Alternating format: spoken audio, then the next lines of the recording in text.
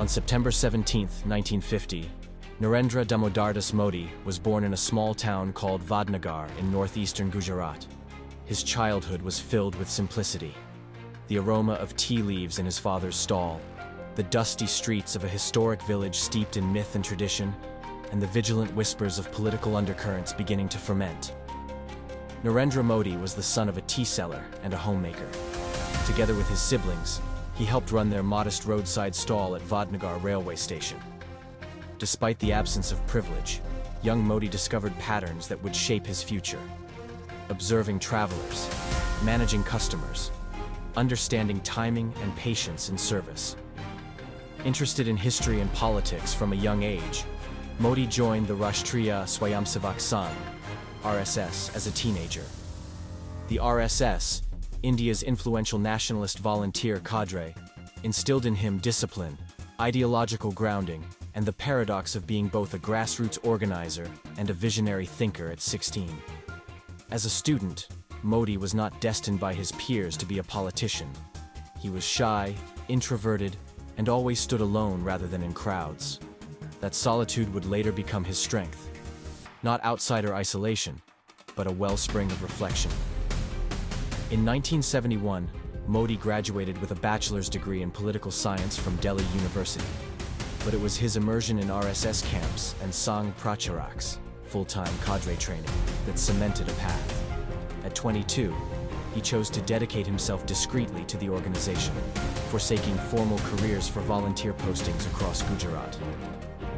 During the emergency, 1975 to 1977, when India's democracy was suspended, Modi witnessed the censorship, the arrests, and the suppression of dissent. Unlike many young activists who fled or rebelled, he stayed silent, learning the hard calculus of resistance. That period defined his understanding of power. Knowing when to act and when to observe becomes itself a strategy. Chapter 1 continues to trace Modi's incremental rise through the RSS and BJP ranks, his early defeats, culminating in his appointment as Chief Minister of Gujarat in 2001, following a state leadership crisis. It narrates his transformation from a behind-the-scenes organizer to a public leader of a critical Indian state. The script then explores the complexities of the 2002 Gujarat riots, political accusations, moral scrutiny, national outrage, but also Modi's political rehabilitation through election victories in 2002, 2007, and 2012. As Gujarat's chief minister, he articulated an economic narrative, Gujarat's Renaissance, focused on infrastructure, foreign investment, and ease of business. By the end of Chapter 1, Narendra Modi had become a national figure, a man shaped by ideology, introspection, crisis, and ambition, someone positioning himself for even greater impact. With a powerful narrative and a central message. He wasn't born into power. He earned it through discipline, controversy, and conviction. By 2013, India's political atmosphere was thick with uncertainty. The ruling Congress Party, once dominant under the leadership of Manmohan Singh and Sonia Gandhi, was plagued with corruption scandals, inflation, and a seeming inability to respond to public anger. From the coal allocation scam to the 2G spectrum debacle, trust in the government had evaporated. Narendra Modi, then Chief Minister of Gujarat, was already making headlines for his aggressive industrial policies and state-level economic growth. But for the national stage, many in the Bharatiya Janata Party, BJP, hesitated. Modi was divisive. His role in the 2002 Gujarat riots still shadowed his image. But something was shifting. In June 2013, amid internal resistance and controversy, Narendra Modi was declared the BJP's campaign committee head for the 2014 general elections. It was the moment that electrified the cadre. Modi's message was clear. India needed a strong leader, not a silent one. A leader who would transform maximum government, minimum governance, into something leaner, sharper, and driven by development. Modi's campaign, one of the largest in global history.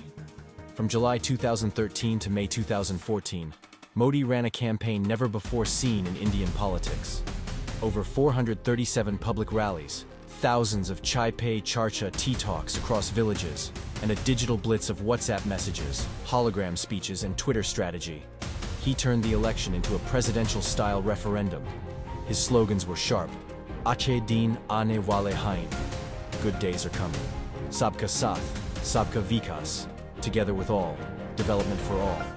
He attacked the Congress relentlessly, portraying them as dynastic, corrupt, and disconnected from the common man. In contrast, Modi presented himself as the self-made son of a tea seller, who rose without a godfather. But it wasn't just emotion, it was also ambition. Modi promised to build 100 smart cities, attract FDI, create jobs for youth, clean up the Ganges, digitize government services, and bring black money back from Swiss banks. The youth connected to his tech-savvy persona. Urban voters saw him as business-friendly. Rural India hoped for change. By May 16, 2014, the results were historic. The BJP won 282 seats, an absolute majority on its own. The National Democratic Alliance, NDA, crossed 336 seats. The Congress Party was decimated to just 44. For the first time since 1984, India had a majority government. And for the first time ever, India had a prime minister not from the Nehru-Gandhi dynasty. The Modi era begins. On May 26, 2014, Narendra Modi was sworn in as India's 15th prime minister. It wasn't just an oath ceremony, it was a statement. He invited the heads of SAARC countries, including Pakistan's Nawaz Sharif. The gesture was unprecedented. Modi began his tenure with symbolism. He launched the Swachh Bharat Abhiyan, Clean India mission, on Mahatma Gandhi's birthday. He scrapped the Planning Commission, replacing it with Niti Aayog, signaling the end of socialist-era bureaucracy. He emphasized Make in India, urging global manufacturers to consider India a viable hub. He introduced the Jan Dhan Yojana, opening millions of zero-balance bank accounts, targeting the unbanked poor. He made surprise visits to ministries and initiated biometric attendance for bureaucrats. The bureaucracy, long viewed as sluggish, was suddenly on edge. Ministers were told to think like CEOs. Performance, not pedigree, would be rewarded. A foreign policy revolution. Modi reimagined India's foreign policy as a tool of economic diplomacy and global rebranding. Within his first year, he visited 18 countries, from the US to Japan to Australia, meeting world leaders and Indian diaspora with unparalleled energy. He addressed packed arenas in New York's Madison Square Garden, Sydney's Allphones Arena, and London's Wembley Stadium, promoting India as a rising power. He hugged leaders, broke protocol, and charmed billionaires. Modi was no longer just India's prime minister, he was India's brand ambassador. Meanwhile, foreign direct investment surged. Companies like Apple, Samsung, Foxconn, and Tesla began making inroads into the Indian market. India started to be seen not just as a market, but as a partner in the global future. Criticism and challenges. But the honeymoon period didn't last forever. Opposition leaders, activists, and scholars accused Modi of centralizing power. His critics said parliament was being bypassed with ordinances. The right-wing fringe, once fringe, became louder, sometimes violent. Attacks on religious minorities and dissenting voices raised alarm globally. His supporters dismissed these as exaggerations or isolated incidents, arguing that the media was biased against him. They pointed instead to his electrification of 18,000 villages, Aadhaar integration, and GDP growth nearing 8%. By 2016, Modi had redefined political communication. His Mann Ki Baat radio address became a national fixture.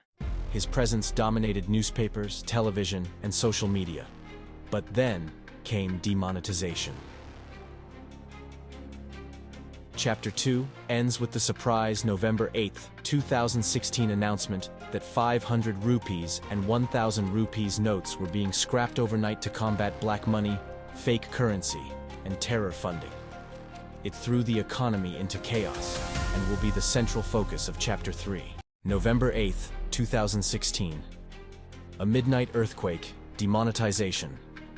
At 8 p.m. on a calm November night in 2016, Prime Minister Narendra Modi addressed the nation.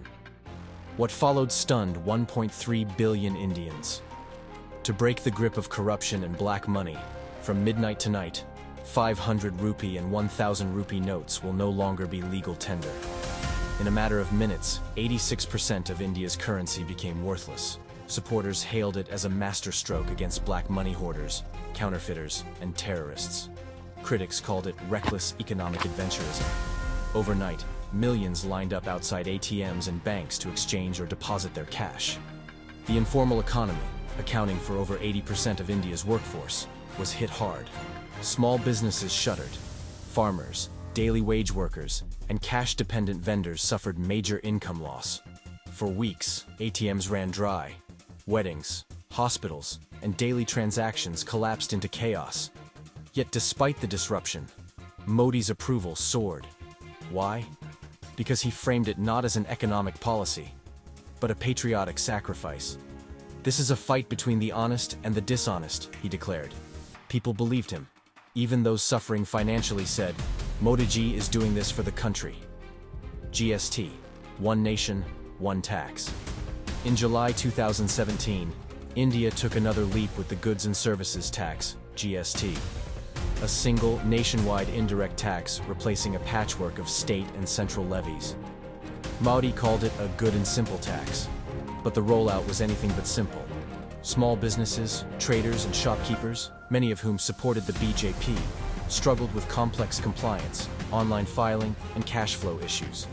The system saw over 1,000 amendments in its early months. Still, GST represented a unification of India's economy. The logistics sector improved, interstate commerce became smoother, and tax collection digitized rapidly. From minimum government to maximum control by 2018, Narendra Modi had transformed the Indian state into a highly centralized political machine.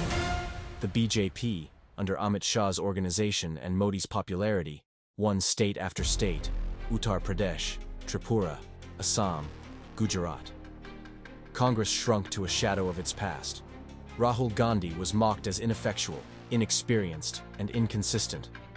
Modi's personal brand, muscular, nationalist, decisive, became larger than the BJP itself. Parliamentary debates thinned. Decision-making was driven from the PMO. Bureaucrats feared transfers. Ministers became silent managers. Modi had become India's most dominant leader since Indira Gandhi. But dissent was growing too. Writers returned awards. Journalists faced threats. Students protested at JNU, Hyderabad University, and elsewhere. The BJP labeled many as anti-national. Dissent was equated with disloyalty. Meanwhile, lynchings over beef rumors, arrests under sedition laws, and the rise of right-wing online trolling squads cast shadows over free speech. Still, Modi never directly endorsed violence, but his silence was often loud. Foreign policy. Modi's global stage. Modi's foreign policy achievements grew too. India conducted surgical strikes against Pakistan in 2016 after the Uri attack. Modi cultivated personal ties with Donald Trump, Xi Jinping, Shinzo Abe, and Vladimir Putin. In 2018, India signed foundational defense agreements with the US and became part of the Quad Alliance. He also launched the International Solar Alliance with France, positioned India as a leader in climate diplomacy, and continued diaspora outreach, hugging NRIs and promising a new India. 2019 Pulwama attack and Balakot airstrikes. Then came the turning point. On February 14, 2019, a suicide bomber from Pakistan-based terror group Jaish-e-Mohammed killed 40 CRPF soldiers in Pulwama, Kashmir. The nation was in shock. Modi's response was swift and historic. India launched airstrikes in Balakot, across the line of control, claiming to destroy terrorist camps inside Pakistan. It was the first aerial strike across the border since 1971. Tensions soared. Pakistan captured EAF pilot Abhinandan. War seemed imminent, but the pilot was returned and full-scale conflict was averted. Modi's image as a fearless protector of national security crystallized. The 2019 elections, a landslide repeat. Despite economic slowdown, rising unemployment, and rural distress, the 2019 election became a referendum on Modi's leadership and nationalism. The BJP campaigned on Modi versus who? No clear opposition face. National security, Balakot, and New India. The promise of abrogating Article 370 free LPG schemes, toilets, and cash support for farmers' Congress, led again by Rahul Gandhi, introduced NYY, a universal income promise, but it failed to gain momentum. On May 23, 2019, the BJP secured 303 seats on its own. The NDA crossed 353. Congress barely crossed 50. Narendra Modi became only the second Indian PM after Nehru to return with a bigger majority. In his victory speech, Modi said, "This is not Modi's victory. This is the victory of the aspirations of the common Indian." But critics feared that unchecked power could further erode democratic norms. And then came the storm of 2019 to 2021. Article 370 abrogation, CAANRC protests, COVID-19, farmers' protests, and more.